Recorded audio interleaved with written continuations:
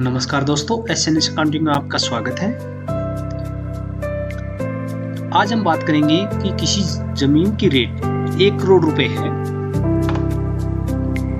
जैसे किसी भी जमीन की रेट 1 करोड़ रुपए है, ठीक है।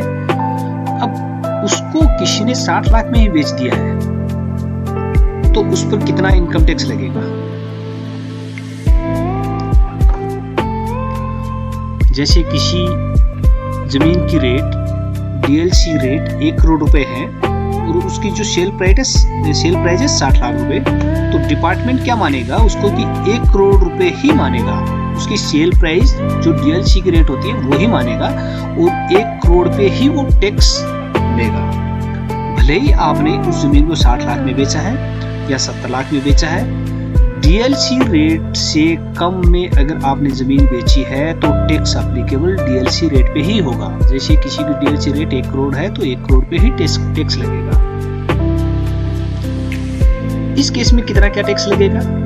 जैसे एक तो होती है 2 साल के लिए जमीन रखी हमने 2 साल के अंदर परचेज की, 2 साल के अंदर ही उसको सेल कर दिया, तो वो आएगा अपना शॉर्ट टर्म कैपिटल गेन के अगेंस्ट।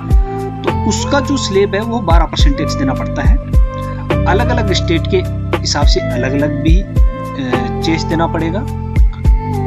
और अगर यही जमीन अगर 2 साल से ज्यादा की होती, हमने 2 साल से ज्यादा रख लिया, तो डिपार्टमेंट क्या मानेगा, इसमें आपका long term capital gain tax मानेगा। तो उस पे जो टैक्स लगाएगा वो 20% टैक्स लगा देगा, जो आपका रहेगा लॉन्ग टर्म गेन कैपिटल के अगेंस्ट।